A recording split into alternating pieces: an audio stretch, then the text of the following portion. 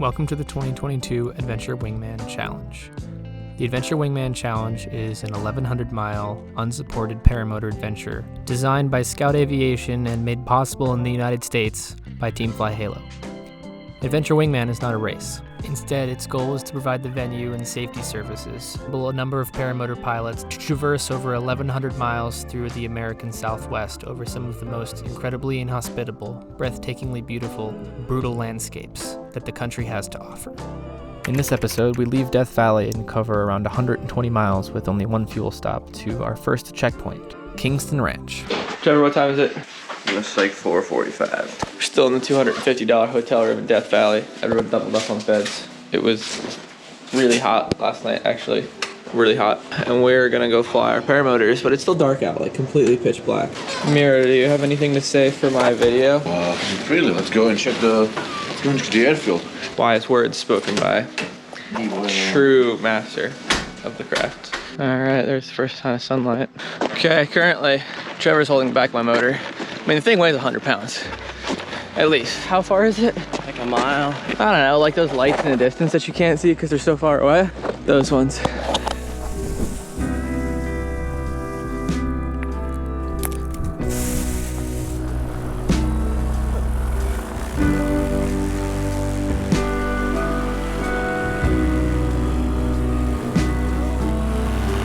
That was the easiest launch of this whole journey. Holy wow. And here's your daily flight briefing. Today we're going to depart south-southeast out of Stovepipe Wells with the intention of covering 73 miles, primarily following the California State Route 190, with the goal of landing in a town called Shoshone for fuel. After filling up our fuel tanks and bladders, we're going to head another 20 miles south to the Dumont Sand Dunes, which not only are a beautiful landmark, but by flying to them, it allows us to avoid another large mountain pass and puts us due west of our first checkpoint, Kingston Ranch. That time period in the morning where the sun is not hitting you in the face is magical. What's up, dude? This is pretty, though. It's really interesting as I get super in tune with this motor and what RPMs I need to cruise. Like, I can see the RPMs increase by a couple hundred or feel it as I let the trimmers out just because the airspeed's increasing. Well, it's turbulent for a second. After yesterday, I have more of a feeling of roll with the punches, just kind of channeling my Miro.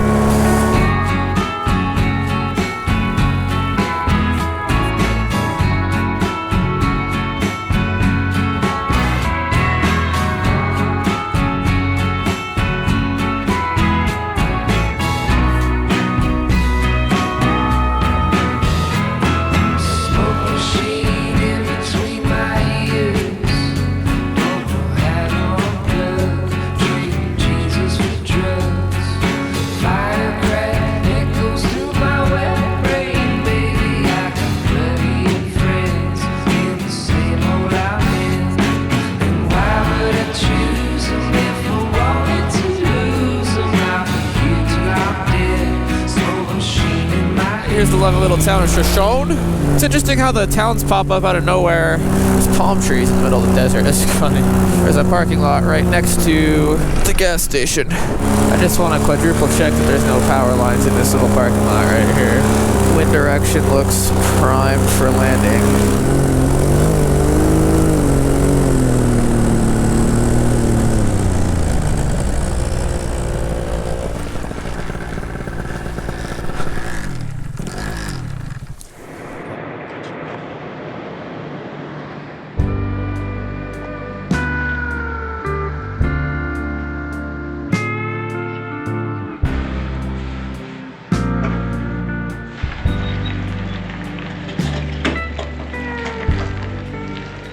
How you feeling? What's the scoop? Your GoPro's upside down, but I feel great. Ready for some caffeine? How you doing? All right, how you doing? I'm good. Great. You gonna fly right out of here? Like, yeah. Over there, but yeah. That was the longest flight I've had in a long time, dude. That was long. So I was hearing a noise in flight. I knew it was the prop tape, and that's the situation. I bet you this is causing me a terrible fuel burn. So I'm gonna take it off. Just that extra drag on the prop from that little thing Because somehow I burned like 16 liters on that flight. That's a lot. And Trevor burned 10. That doesn't make sense. But hey, motor's still clean. Like a little oasis, this place. It's so cool. Yeah. Dude, I thought you ran out of gas. You made it? Yeah, heck yeah, bro. How? So Miro, I need your opinion on something because you're a paramotor designer. I burned so much gas. How much did you burn? The full fuel bladder, the full tank, and that's how much was left. And I think that my prop tape was like flapping. There was like this much flapping. That could, oh yeah, the tape is spinning like 0.7 of speed of sound.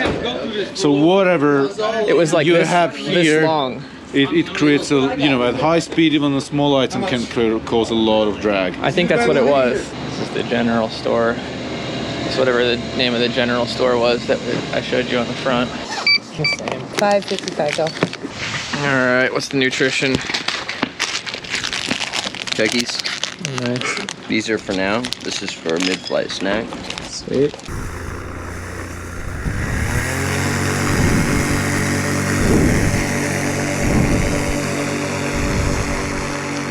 I just took my prop tape off, and honestly, my motor makes more thrust.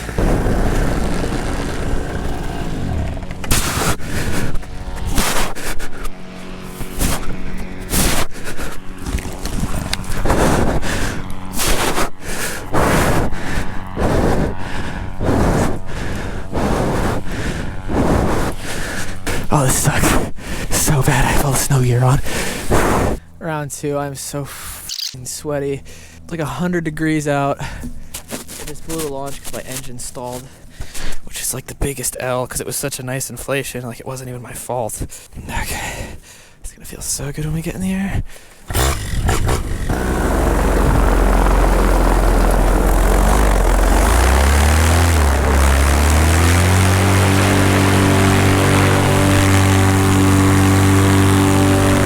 Stuff like that is to just not get frustrated, but it's also really frustrating.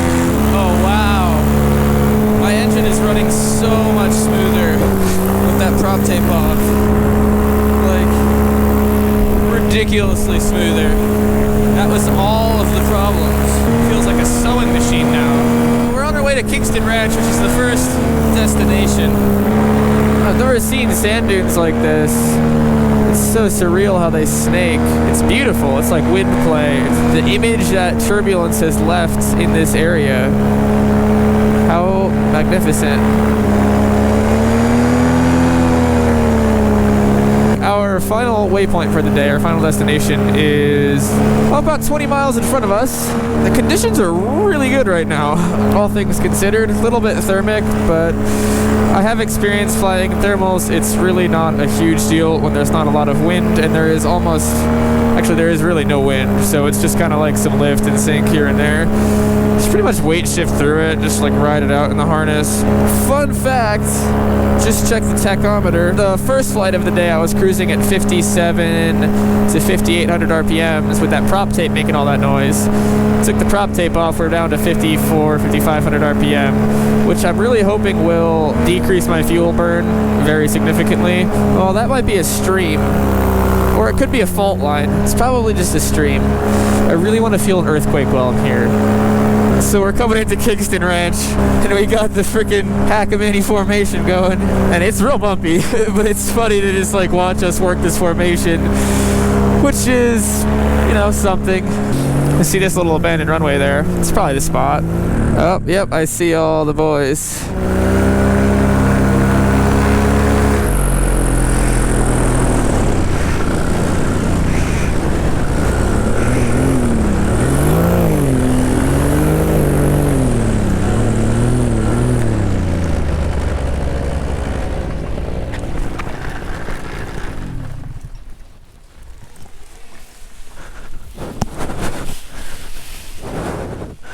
Oh, we're here.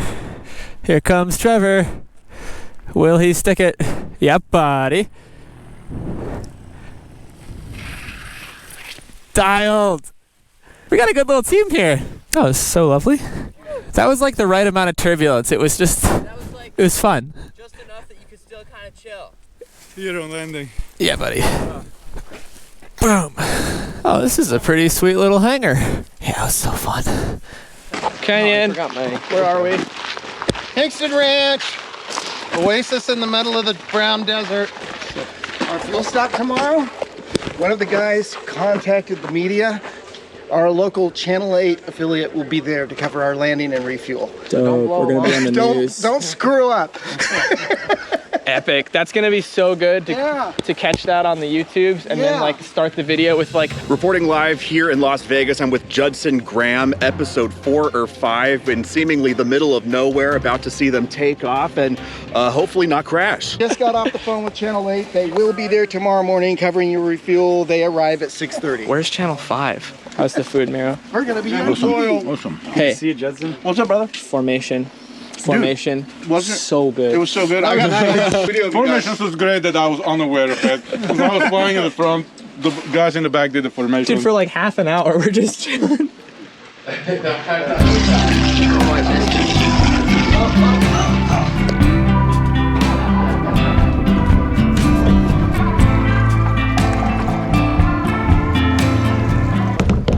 We made it to the first checkpoint, number 1.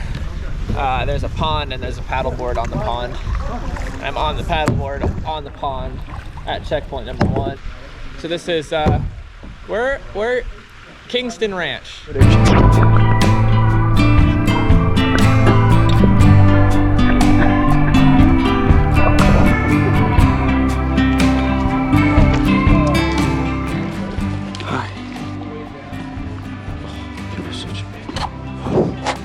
What do you think of the camera? GoPro 10? No? No GoPro 10, okay. Alright, so this is a special flight. We've been flying the past 3 days with a 100-pound motor. And I took all the gear off. And it weighs definitely not 100 pounds.